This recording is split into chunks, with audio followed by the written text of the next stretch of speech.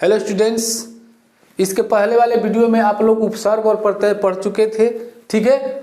और उसी का ये भाग है प्रत्यय में कृदंत प्रत्यय और तद्धित प्रत्यय। तो इसके दो भेद होते हैं और कृदंत प्रत्यय में कुल लगभग 16 प्रत्यय होते हैं, ठीक है। और तद्धित प्रत्यय में कुल 19 प्रत्यय होते हैं। तो आज कृदंत प्रत्यय के बारे में पढ़ेंगे, तो इसलिए वीडियो को लास्ट तक बने रहिएगा। और प्रत्यय के ट्रिक भी बताऊंगा, जिससे आपको ट्रिक के जरिए आप आराम से याद कर सकते हैं, बहुत आसानी से याद कर लेंगे, ठीक है। तो चलिए इसे मिटा देते हैं और वीडियो को शुरू करते हैं।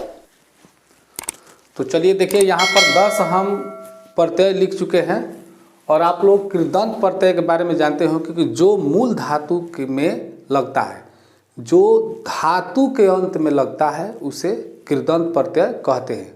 अब धातु मतलब क्या हुआ? जैसे पठ पढ़ना, जिसे आप लोगों को पहले हम बताए थे, पहले अनुवाद वाले वीडियो में, कि जिसे होता है मूल धातु, जिसे हम बताए थे, यहाँ पर लिख के बताए थे मूल धातु, ठीक है। बीच में मूल शब्द होता था और फिर अर्थ।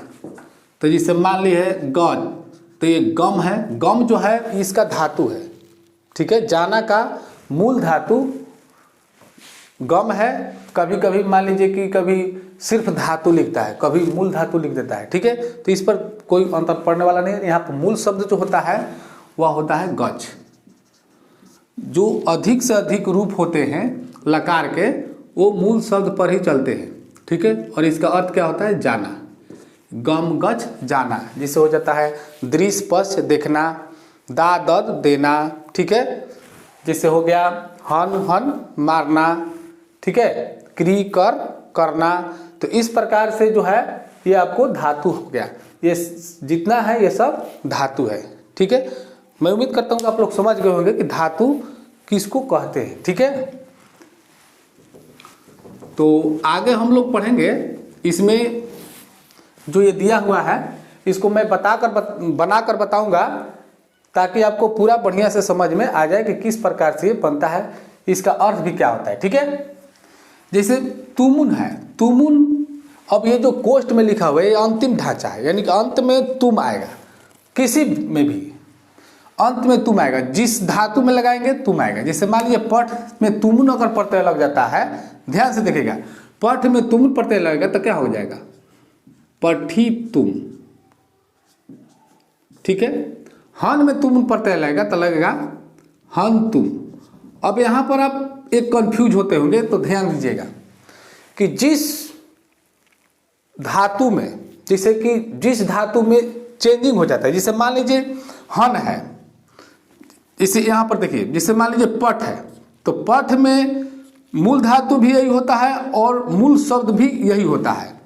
तो जिसमें चेंजिंग नहीं होता है उसमें क्या होगा कि अगला अक्षर में हर्षिकार करके हम उसको लिखेंगे। जिसे मान लीजिए हंस होता है, तो हंस में क्या होता है? हंस हंस। तो इसके मूल शब्द और मूल धातु में अंतर यही होता है कि मूल धातु में हलंत होता है और मूल शब्द में हलंत नहीं होता है। तो उसमें ऐसे धातु में आप हर्षिकार करके बना सकते हैं। जिसे मान लीजिए हंस में तुम लग गया, तो आप क्या लिखेंगे? हंसी तुम, ठीक है। अगर आपको गम में तुम लग गया, गम में, तो गम में तुम लग जाएगा तब, तो आपको गमी तुम नहीं लिखेंगे, क्योंकि गम का जो मूल शब्द होता है वो गच होता है। अभी हमने आपको बताया गम का मूल शब्द क्या होता है? गच। तो इसीलिए इसमें गमी तुम नहीं होगा, क्या होगा? गंतुम, गंतुम हो जाएगा जब गम में हम लगाएंगे तुम, तो ठीक है। उसी प्रकार जब हन में लगाते हैं तो क्या हो जाता है? हंतुम। समझ गए? अच्छा, चलिए एक आध और भी देखेंगे तो आप समझ जाएंगे किस प्रकार बन रहा है। ध्यान से देखते रहिएगा और जो बात मैं बोल रहा हूं उस पर ध्यान दीजिएगा, ठीक है। ये देखिए अक्तवा प्रत्यय है, तो अक्तवा प्रत्यय में क्या होता है? अंतिम ढांचा त्वा हो जाता है। तो पठ है, तो इसमें जो हम ये नियम लगाएंगे, जो भी नियम लगाएंगे उसमें हर्षिकार करके हम उसको लगाएंगे। जैसे मान लीजिए पठ में लगाएंगे तो क्या होगा? पठी त्वा, ठीक है। और यही गम में लगाएंगे तो गम का जो मूल शब्द होता है वो अलग होता है। गम गच होता है, ठीक है, इसीलिए उसमें क्या होगा, गतवा सिर्फ हो जाएगा, सिर्फ गतवा। ये हन में लगाते हैं तो हतवा हो जाता है, ठीक है। जो चेंजिंग होने वाला है उसमें ये हर्षिकार वाला जो कहानी है वो नहीं होगा। जैसे कत है तो कत में देखिए गम में लगेगा तो गता हो जाएगा सीधा, क्योंकि अंतिम ढांचा त है। और इसमें क्या होगा, हंस है तो क्या हो जाएगा, हंसित। पठ में लगेगा तो पठित, ठीक है। खाद में लगेगा तो खादित, खाद खाद खाना होता है। अनियर, अनियर मतलब क्या होता है, अनियर जिसमें प्रत्यय लग गया वो योग्य हो गया। जैसे मान लीजिए पढ़ने योग्य जब रहेगा तो पठनीय होता है। तो देखिए यहाँ पर पठ में क्या हो जाएगा, तो ये अनियर प्रत्यय लगेगा तो क्या हो जाएगा, पठनीय, पठनीय, ठीक है। ये पुरुष के लिए होगा। अगर स्त्री में पढ़ने के लिए बात कह रहेगा, पढ़ने योग्य है तो उसमें पठनीय हो जाएगा, ठीक है। और नपुंसक में तो होगा नहीं, क्योंकि नपुंसक में जैसे मान पेड़ पौधा पढ़ने वाला बात थोड़े होता है, ठीक है। कितिन प्रत्यय, तो एक तीन प्रत्यय इसको पढ़ेंगे तो गम में कितिन प्रत्यय लग गया तो ये हो जाता है ती, लास्ट में हो जाता है, ये हो जाएगा गति, ठीक है। इस प्रकार से इसमें खड़ी पाई हम दे सकते हैं सब में। आगे देखिए यहाँ पर ल्यूट प्रत्यय है, नव अंतिम ढांचा है, तो लिख में ल्यूट प्रत्यय लगेगा तो हो जाएगा इस प्रकार से लेखनम, ठीक है। मैं जो भी एग्जाम्पल इसमें दिया हूं वो मैट्रिक परीक्षा में हमेशा आते हैं, तो कोई ना कोई इसी में से क्वेश्चन मैट्रिक परीक्षा में आ ही जाएगा, इसमें दो मत नहीं है, ठीक है। सत्री प्रत्यय अन होगा, अंतिम ढांचा तो क्या हो जाएगा, तो ये हो जाएगा गछन, ठीक है। तबियत प्रत्यय, तबियत प्रत्यय अंतिम में क्या होगा, तव्य, तो क्री में लगेगा तो हो जाएगा कर्तव्य, कर्तव्य हो गया, ठीक है। अब देखिए यहां पर थोड़ा सा और बता देते हैं। जैसे मान लीजिए पठ में लग गया, तो पठ में अगर तबियत प्रत्यय लगेगा तो हो जाएगा आपका पठी हो जाएगा, पहले पठी हो जाएगा तब तव्य लगाएगा तो हो जाएगा पठी तव्य, ठीक है। सानच, सानच जो प्रत्यय है इसका अंतिम ढांचा मान होता है, तो अगर मान लीजिए सह में सानच लग गया तो हो जाएगा सहमान, ठीक है। कत्वतु, कत्वतु में वान होता है, गम में अगर लग गया तो हो गया गतवान, गतवान, हतवान। हन में लग गया, मान लीजिए हन में लग गया, हन मतलब होता है जान से मारना, हन में कत्वतु प्रत्यय लग गया तो ये हो जाएगा हतवान, ठीक है। ये जैसे होता है,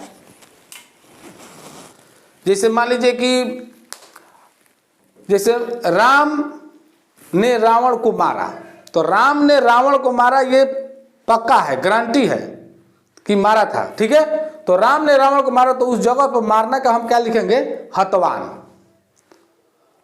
अहनत नहीं लिखेंगे, अहनत भी नियम लगेगा जिसे लंग लकार है, लेकिन यहां पर क्या होगा, जो सच्चाई में अगर मारने वाला बात होगा तो हतवान हो जाएगा। अगर मान लीजिए कि यहां पर है कि जैसे गतवान कहाँ होगा, जैसे कि राम के साथ लक्ष्मण भी बन गए, तो राम के साथ लक्ष्मण भी बन गए, रामेण सह लक्ष्मण अपि, वहां पर क्या होगा, गए का क्या होगा, गतवान, क्योंकि वो गारंटी है कि वो गए ही थे, ठीक है। तो चलिए आगे हम देखते हैं, और भी यहाँ पर 10 बता दिए हैं, और बाकी आप लोग अंतिम ढांचा के अनुसार आप लोग याद कर सकते हैं इसको। अब आगे बता रहे हैं 6 जो बाकी है वो भी, ठीक है। इसका प्रयोग बता देते हैं। जैसे मान लीजिए पठितुम कहाँ लगता है, जैसे मान लीजिए अनुवाद में भी इसका जरूरत पड़ता है, जैसे है कि वह पढ़ने के लिए, मान लीजिए यहाँ पर बता देते हैं,